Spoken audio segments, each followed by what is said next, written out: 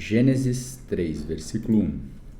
Ora, a serpente era mais sutil do que qualquer animal do campo que o Senhor Deus havia feito. E ela disse à mulher: Sim, Deus tem dito, não comereis de toda a árvore do jardim? E a mulher disse à serpente: Nós podemos comer do fruto das árvores do jardim. Versículo 3. Mas do fruto da árvore que está no meio do jardim, Deus disse: Não comereis dele, nem o tocareis para que não morrais. Esse versículo quer dizer que a alegação da mulher de que Deus dissera: Não comereis, nem tocareis na árvore, para que não morrais, vai além de qualquer coisa registrada nas instruções de Deus para Adão. Portanto, parece que o homem tinha dado à sua mulher uma ordem adicional, além daquela que Deus proferia. Ou então que a própria Eva exagerou a ordem quando Satanás tentou para que enxergasse Deus como egoísta e excessivamente restritivo. Se Adão fez acréscimo à ordem de Deus, é bem provável que ele tivesse um bom motivo. Afinal de contas, se Eva nunca tocasse na árvore, certamente ela não comeria do seu fruto. Todavia, a triste verdade é que quando as pessoas fazem acréscimo à palavra de Deus, elas criam confusão e transtorno. Versículo 4. E a serpente disse à mulher: Certamente não morrereis. 5. Porque Deus sabe que no dia em que dele comerdes, então vossos olhos serão abertos e vós sereis como deuses, conhecendo o bem e o mal. Esses versículos quer dizer que a serpente, reconhecendo a confusão da mulher, encontrou um ponto para atacar. Sabendo que Eva não morreria por simplesmente tocar no fruto, ela ousadamente contradisse o que a mulher relatara como sendo a ordem de Deus. Em seguida, a serpente astutamente mentiu. Jó 8:44, ao distorcer a palavra de Deus. Mateus 4:6. Surgiu que Deus proibira que se comesse do fruto somente para impedir que o primeiro casal ficasse tão entendido quanto ele. A mulher foi agora totalmente enganada. Versículo 6. E quando a mulher viu que a árvore era boa para alimento e que era agradável aos olhos e uma árvore a ser desejada para fazer alguém sábio, ela tomou do seu fruto e o comeu, e deu também a seu marido, e ele o comeu com ela. Visto que a mulher não morreu quando tocou o fruto, em contradição ao que ela havia pensado que Deus dissera, o comeu. Embora Adão estivesse nessa ocasião, nada fez para impedi-la.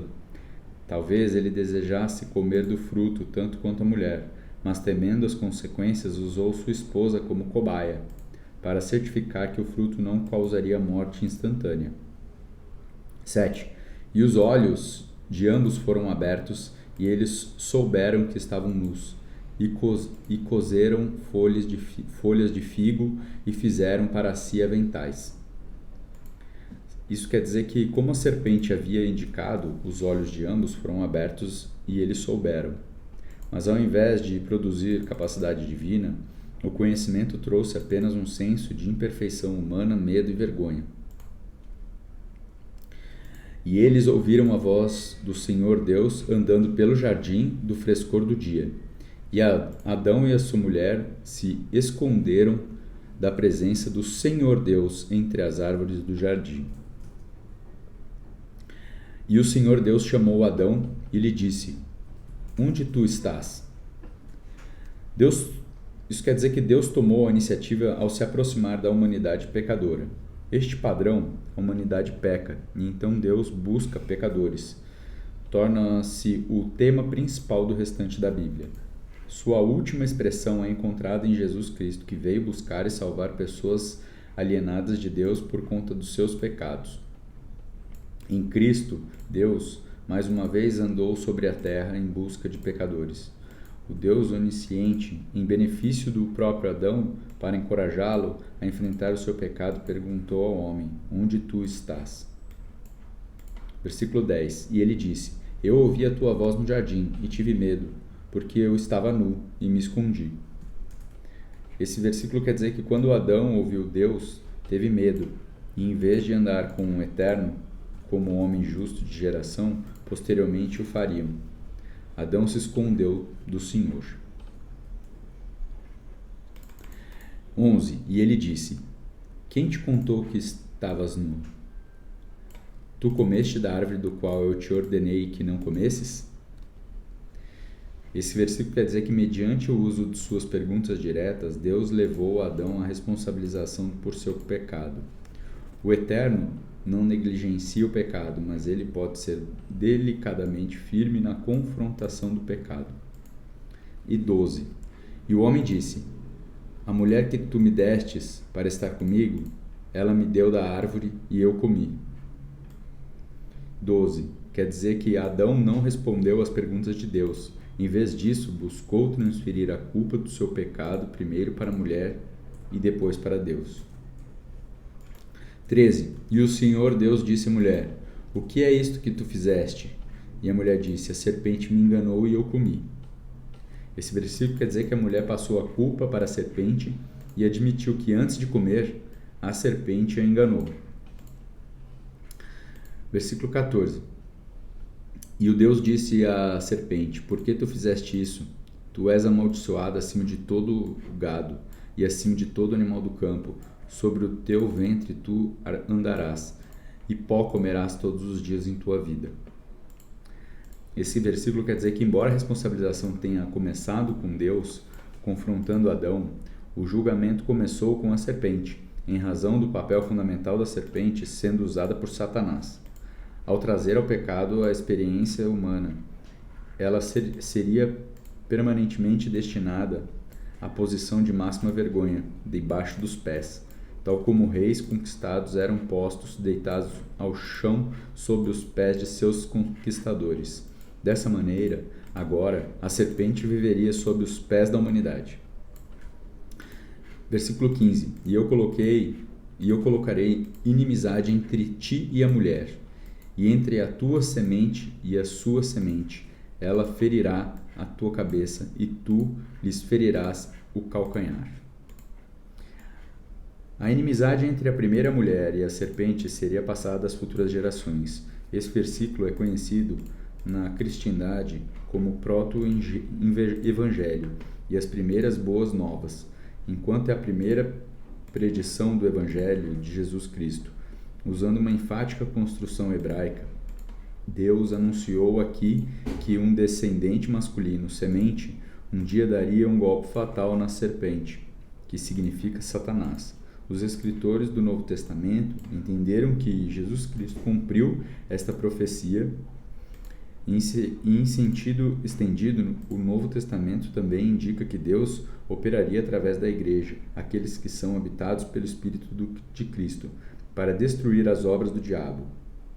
A afirmação de que a serpente feriria apenas o calcanhar de seu oponente, em contraste com a cabeça, sugere que o diabo será derrotado no conflito subsequente. Versículo 16. A mulher lhe disse: Eu multiplicarei grandemente teu sofrimento e a tua concepção. Com o sofrimento terá filhos, e o teu desejo será para o teu marido, e ele governará sobre ti. Esse versículo quer dizer que, embora a mulher tivesse sido enganada para comer o fruto proibido, mesmo assim ela foi responsabilizada pelo seu ato. É notável, contudo, que a palavra maldita não é incluída nas palavras de Deus. Para Eva, duas punições foram impostas, ambas atingem o centro das funções de uma mulher na vida. Mais do que teria sido o caso se o pecado não tivesse entrado na criação, a geração de filhos seria adicionada ao montante de sofrimento no universo.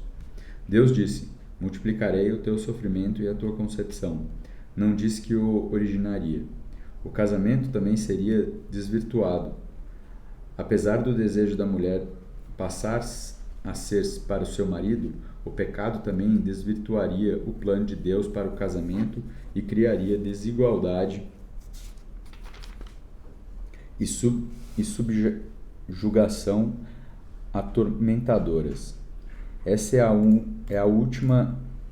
última é uma descrição do efeito devastador do pecado no relacionamento entre marido e esposa, e não uma prescrição para se abusar da esposa.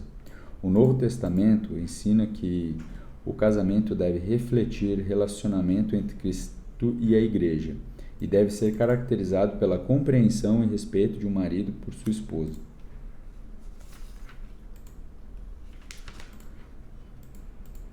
Versículo 17. E Adão, ele disse: Por que tu escutaste a voz da tua mulher e comeste da árvore, da qual eu te ordenei, dizendo: Tu não comerás dela, amaldiçoada é a terra por sua causa. Com sofrimento tu comerás dela todos os dias da tua vida. Esse versículo quer dizer: porquanto Adão escutou e obedeceu a sua mulher, em preferência àquilo que Deus ordenara. Uma maldição também atingiria o centro de um relacionamento fundamental em sua vida. O relacionamento de Adão com o solo seria agora para sempre prejudicado pelo pecado. Todos os dias de sua vida ele haveria de experimentar sofrimento. Os sofrimentos da mulher na gravidez, ao trabalhar para a produção do fruto da terra. 18. Espinhos e cardos também produzirá para ti, e comerás a erva do campo. Esse versículo quer dizer que antes do pecado do primeiro casal, registra-se que Deus só colocou árvores no jardim, agora também haveria espinhos e cardos. Antes do pecado, os seres humanos tinham apenas de esticar o braço para obter a comida. Agora teriam que curvar as costas e para juntar a erva do campo. 19. No suor da tua face comerás e comerá o pão, até que retornes à terra, pois dela tu foste tirado. Porque pó tu és, e ao pó tu retornarás. Esse versículo quer dizer que a simples colheita de frutos para comer seu alimento seria agora substituída pelo trabalho árduo e pelo suor da face. Ao trabalhar todos os dias no solo, Adão seria continuamente lembrado que é pó e ao pó retornará. 20. E Adão chamou o nome de sua mulher Eva, porque ela foi a mãe de todos os viventes. Esse versículo quer dizer que o novo nome de Adão, que Adão deu à sua mulher, enfatiza a função geradora da vida da mulher, que contrabalança a maldição do pecado, que é a morte.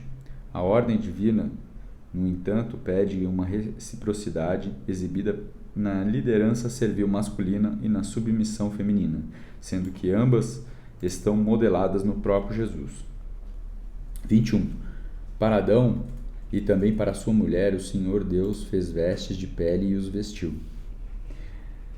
Ele quer dizer que ao fazer vestes de pele, o Senhor Deus graciosamente providenciou para a necessidade humana de um modo superior àquele que Adão e Eva tinham feito com folhas de figueira. O uso de peles de animais antecipa o sistema do Antigo Testamento de sacrifício de animais. O apóstolo Paulo falou que um dia que Deus vestiria o seu povo de imortalidade, provendo assim a sua anulação da maldição do pecado da humanidade. 22. E o Senhor Deus disse: Eis que o homem se tornou como um de nós, para conhecer o bem e o mal, e agora para que ele não estenda sua mão e tome também da árvore da vida, e coma e viva para sempre. Isso quer dizer que devido ao pecado, as pessoas agora conhecem o bem e o mal, de maneira experiencial. Visto que o dom da vida estava diretamente ligado à obediência, o pecado do homem significa que a penalidade da morte deveria ser imposta. 23. O Senhor Deus, portanto, o lançou fora do jardim do Éden para cultivar a terra da qual fora tomado. Esse versículo quer dizer que, com o texto hebraico, ironicamente o expressa: o Senhor Deus lançou Adão fora do jardim para que ele não alcançasse a mão para tomar do fruto do jardim. E 24. Assim ele expulsou o homem e colocou no leste do jardim do Éden querubins e uma espada flamejante que se voltava a todos os lados para guardar o caminho para a árvore da vida. Esse versículo quer dizer que, seguindo o seu pecado, o primeiro casal foi para o leste em direção associada à retirada da presença de Deus em numerosos exemplos bíblicos. Outros exemplos de movimento para o leste em Gênesis incluem as peregrinações de Caim após o seu julgamento, a migração da humanidade para a Babilônia e a migração dos filhos de Quetura. Querubins são usados com temas artísticos no tabernáculo e também são mencionados em Ezequiel 10 e 11. A ironia continua quando o homem, que uma vez recebeu a ordem para guardar o jardim, é agora expulso do jardim.